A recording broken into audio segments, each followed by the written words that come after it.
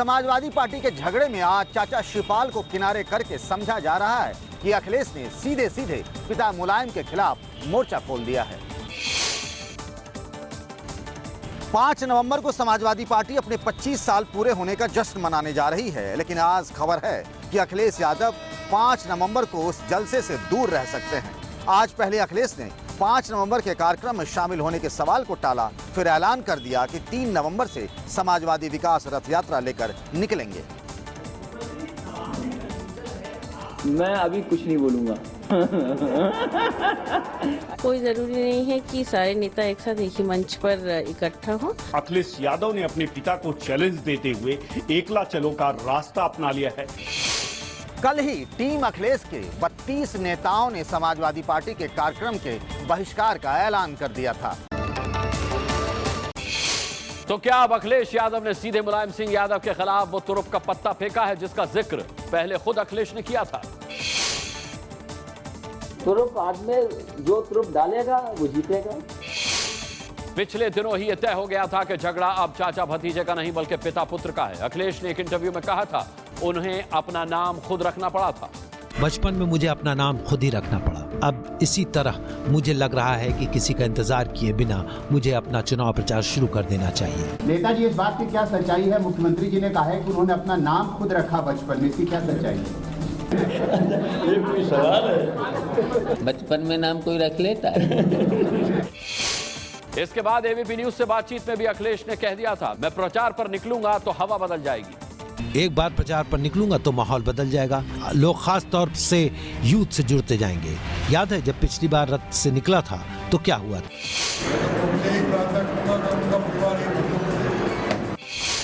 उधर आज समाजवादी पार्टी के विधायक उदयवीर सिंह ने मुलायम को चिट्ठी लिखकर कहा कि पिता के धर्म से ही बेटा आगे बढ़ता है, इसलिए अखिलेश को पूरी ताकत दे। पश्चिम बंगाल के आसनसोल में मोदी के मंत्री पर हमला, तृणमूल कार्यकर्ताओं पर बाबुल सुप्रियो के सीने पर पत्थर मारने का आरोप।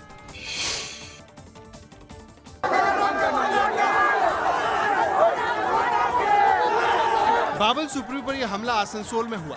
वो ममता बनर्जी के मंत्री माल्या घातक के घर को घेरने जा रहे थे, तभी उनके काफिले पर तृणमूल कांग्रेस के कार्यकर्ताओं ने हमला बोल दिया। इस दौरान एक पत्थर केंद्रीय मंत्री को भी लगा, जिससे उन्हें चोट आई। पत्थर आके लग रहे, पत्थर आके लग रहे, कुछ शक्ति नहीं है। पुलिस मेरे पास खड़ी है, जबकि उनको वहाँ पे रहना चाहिए। अपने भाई को तो क्या वहाँ पे रहना चाहिए, मेरे पास है। बाबुल सुप्रियो की तरह बीजेपी कार्यकर्ताओं को भी तृणमूल कांग्रेस ने निशाना बनाया। कहीं बीच सड़क पर कार्यकर्ताओं को पीटा गया तो कहीं गाड़ियों को निशाना बनाया गया। उन पर वार हो इस प्रकार से, झड़प में उन पर इस प्रकार से राजनीतिक हमला हो, मारपीट का जैसे एक अवसर हो जाए, क्यों वहां पर एक ये राजनीतिक आतंक का माहौल फैलाया जा रहा है? मंगलवार को बाबुल सुप्रियो ने मलय घटक के इलाके में कथित गाय तस्कर को पकड़ा था और इसी को लेकर वो ममता के मंत्री के घर के बाहर प्रदर्शन करना चाहते थे। केंद्रीय मंत्री बाबुल सुप्रियो ने गाय के कारोबारियों को तस्कर समझकर रोका। मंत्री के लोगों ने झगड़ा भी किया। भागा सर, गोलू चलाने ले जा रहे हैं।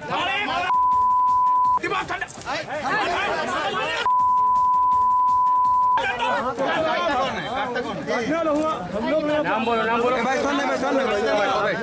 कैसे कटता है? मशीन से कटता है, हाथ से कटता है? हाथ से हम लोग लेबर। अरे कहाँ से कटता है? इसके बाद नाम बोलो ना, सबका नाम बोलो। मालिक कौन है? मालिक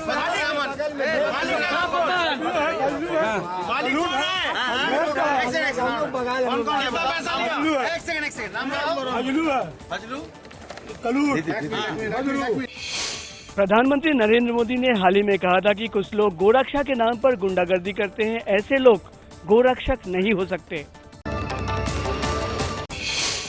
विनय कटियार के बाद अब सुब्रमण्यम स्वामी ने भी मोदी सरकार को राम मंदिर के मुद्दे पर घेरा। कहा, मोदी सरकार राम मंदिर के मुद्दे से भाग नहीं सकती।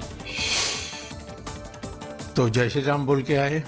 आप नरेंद्र मोदी को जानते नहीं हो, उनको अभी तक कई बंधन रहे हैं, अब वो बंधन एक एक छूट रहा है। रामलला हम आएंगे, मंदिर वहीं बनाएंगे पर तारीख नहीं बताएंगे। होगा, बनेगा ही बनेगा, उसमें कोई दो राय नहीं। मेरा पूर्ण विश्वास है मोदी जी के राज्य में ही बनने वाला है। जब चुनाव आते हैं तब भाजपा को राम याद आते हैं। कल विनय कटियार ने रामायण म्यूजियम पर मोदी सरकार को घेरते हुए कहा था कि राम मंदिर चाहिए, लॉलीपॉप नहीं। रक्षा मंत्री के बयान से उलट जैसे ही सरकार ने पहले भी एलओसी पार ऑपरेशन की बात मानी, कांग्रेस एक्शन में आ गई। विदेश सचिव एस जयशंकर ने कल संसदीय समिति को बताया था कि पहले भी एलओसी पार ऑपरेशन हुए हैं, लेकिन इतने बड़े स्तर के नहीं जितना अभी हुआ है। जबकि रक्षा मंत्री ने कहा था कि सर्जिकल स्ट्राइक पहले नहीं हुए, इसलिए आज कांग्रेस आक्रामक हो गई।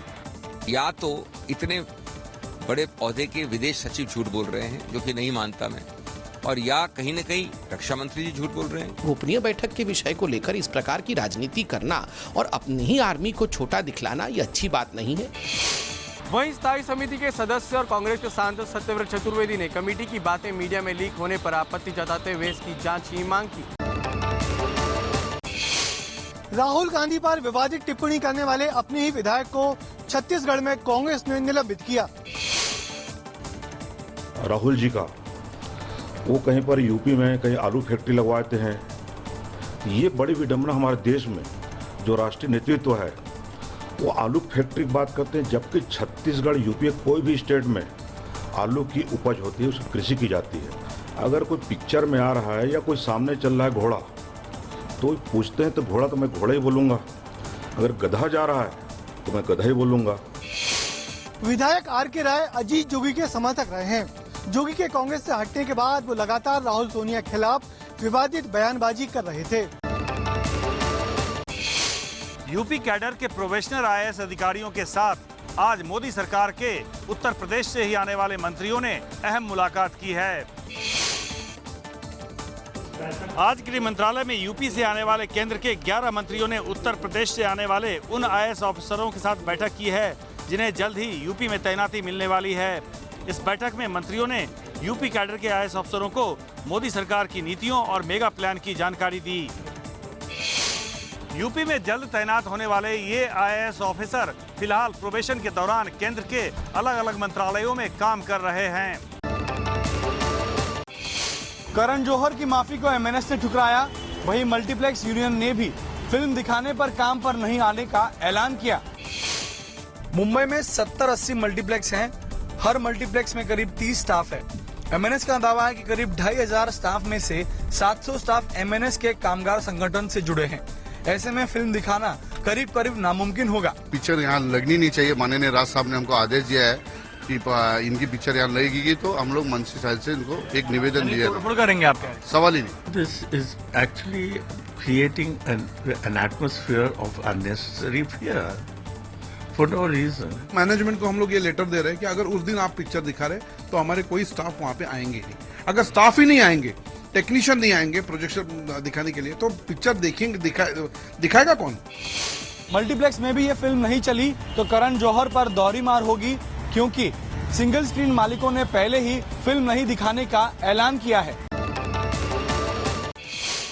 कश्मीर में तनाव के 100 दिन गुजर चुके हैं, लेकिन घाटी में अब चीन का झंडा मिलने से सुरक्षा बलों और एजेंसियों की नींद उड़ी हुई है।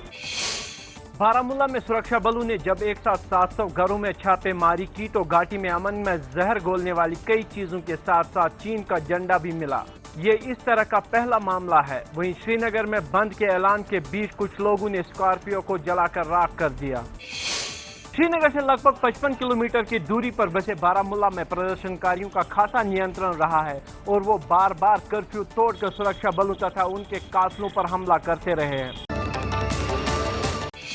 भारत में चीन के प्रोडक्ट्स के खिलाफ चल रहे अभियान से चीन का मीडिया बौखला गया है। भारत के खिलाफ आपत्तिजनक कमेंट करने शुरू कर दिए हैं। भारत सिर्फ भौंक सकता है, उनके उत्पाद हमारा मुकाबला नहीं कर सकते। चीनी कंपनियां भारत में निवेश ना करें क्योंकि ऐसे देश में पैसा लगाना खुदकुशी करने जैसा होगा, जहां भ्रष्टाचार ज्यादा है और काम करने वाले मेहनती नहीं हैं। चीनी प्रोडक्ट की बिक्री भारत में घटने से बौखलाए चीन में सरकार से जुड़े ग्लोबल टाइम्स में आर्टिकल छपा है। चीन की ये बौखलाहट इसलिए है क्योंकि एक अनुमान के मुताबिक देश में चीन के सामान की बिक्री 30 से 50% तक घट रही है। आतंकवाद पर भारत को मिला म्यांमार का साथ। सू ची बोली, आतंकवाद किसी भी हाल में स्वीकार नहीं। म्यांमार की विदेश मंत्री और सबसे बड़ी नेता आंग सान सू ची ने प्रधानमंत्री नरेंद्र मोदी से मुलाकात की। जब सू ची से आतंक पर सवाल हुआ तो उन्होंने दो टूक कहा कि आतंकवाद किसी भी रूप में स्वीकार नहीं किया जा सकता। We have agreed that a close coordination to ensure security in the areas along our border and sensitivity to each other's strategic interests will serve the interests of both our countries. In our struggle, we have been helped greatly by the thoughts of Mahatma Gandhi and Jawaharlal Nehru, great leaders of the Indian independence movement, who have inspired us with their vision. सू ची के दौरे से पहले अगस्त में Myanmar के राष्ट्रपति you हटिन क्याव ने भी भारत का दौरा किया था। MBBS में दाखिले के नाम पे करोड़ों की ठगी का भंडाफोड़। यूपी के गाजियाबाद का आरोपी इंस्टीट्यूट संचालक फरार। गाजियाबाद के इंदिरापुरम थाने में देश के कई राज्यों से लोगों ने आकर इस ठगी की शिकायत दी है। अब तक 132 पीड़ित सामने आ चुके हैं। आरोप है कि गाजियाबाद के मेडिट्रिक्स नाम के इंस्टीट्यूट ने सरकारी कॉलेजों में दाखिला दिलाने के नाम पर हर एक छात्र से 7 से 12 लाख रुपए झटक लिए और अब इनके ऑफिस पर ताला लटका है। इंस्टीट्यूट का मालिक फरार है। पीड़ित इस फर्जीवाड़े में कई सरकारी मेडिकल कॉलेजों के शामिल होने का आरोप भी लगा रहे हैं, क्योंकि 13 सरकारी मेडिकल कॉलेजों में पीड़ित छात्रों की काउंसलिंग भी करवाई गई थी। बिहार में व्हाट्सएप विवाद पर झुका मधेपुरा जिला प्रशासन। 24 घंटे के अंदर फैसले में संशोधन। यह है मधेपुरा के डीएम का नया आदेश, जिसमें प्रेस और परिवार के व्हाट्सएप ग्रुप को निगरानी से छूट दे दी गई है। एक दिन पहले ही मधेपुरा प्रशासन ने आदेश जारी कर कहा था कि जिले के सारे व्हाट्सएप ग्रुप में जिला प्रशासन का नंबर 9955948775 भी जोड़ा जाएगा। ऐसा नहीं करने पर ग्रुप एडमिन पर सख्त कार्रवाई होगी। इसके पीछे अफवाहों पर लगाम लगाने का तर्क दिया गया। स्वतंत्रता और अभिव्यक्ति की आजादी के खिलाफ बताते हुए इसका सोशल मीडिया पर जमकर विरोध शुरू हुआ, जिसके बाद मधेपुरा प्रशासन ने इसका आंशिक बदलाव के आदेश दिए। तमिलनाडु की मुख्यमंत्री जयललिता बीमार होने की वजह से अस्पताल में हैं, तो आज उनकी फोटो सामने रखकर चेन्नई में कैबिनेट की बैठक हुई।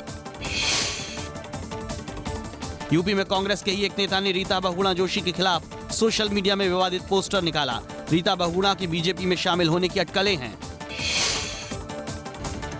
मलयालम फिल्मों के सुपरस्टार और राज्यसभा सांसद सुरेश गोपी आज बीजेपी में शामिल हो गए। 57 साल के गोपी ने केरल में बीजेपी के लिए प्रचार भी किया था। कबड्डी प्लेयर की पत्नी की 2 घंटे की ऑडियो क्लिप सामने आई। कथित वॉइस मैसेज में ललिता ने मारपीट का किया दावा। कबड्डी प्लेयर रोहित चिल्लर की पत्नी ललिता की आज एक पेंटिंग सामने आई। सितंबर में बनाई इस पेंटिंग में मंडप में दूल्हा दुल्हन बैठे हैं और लिखा है, तुमने सिर्फ मुझे धोखा दिया, तुमने हम सबको धोखा दिया है, तुमने सिर्फ मेरा दिल नहीं तोड़ा, तुमने हमारा भविष्य तोड़ दिया।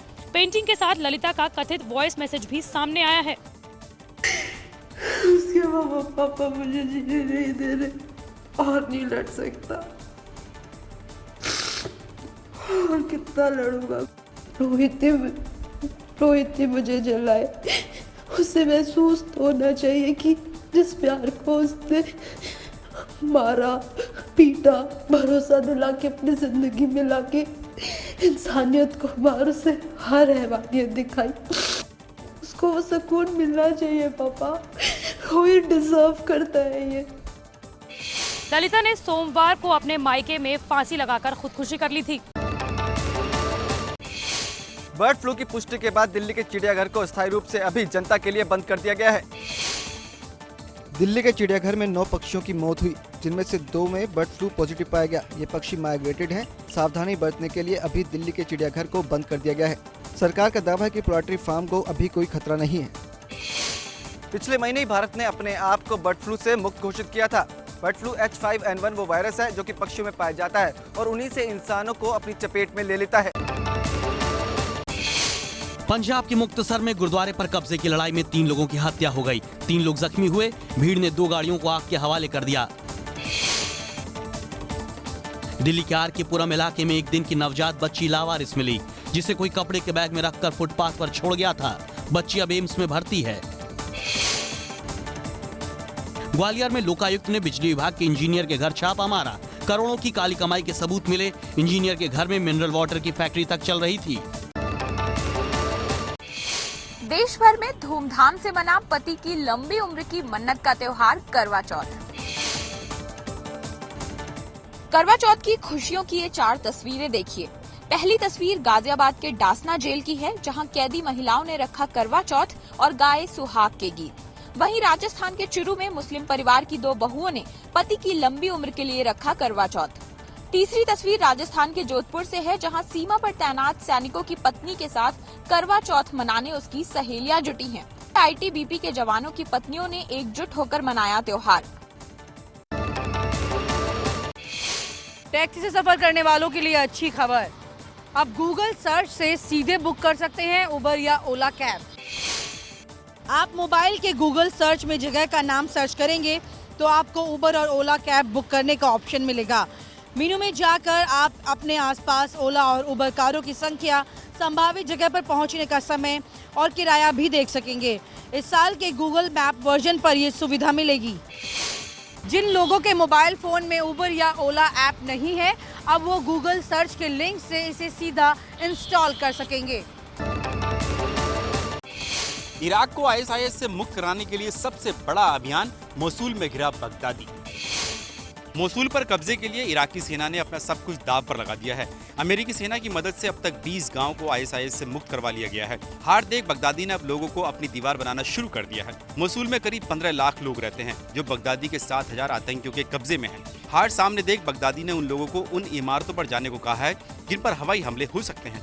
अमेरिका को डर है कि इस्लामिक स्टेट लोगों पर रासायनिक हथियारों का इस्तेमाल भी कर सकता है। शुरुआती कामयाबी के बावजूद जानकारों को लगता है कि मोसूल को जीतने में इराकी सेना को अभी महीनों लग सकते हैं।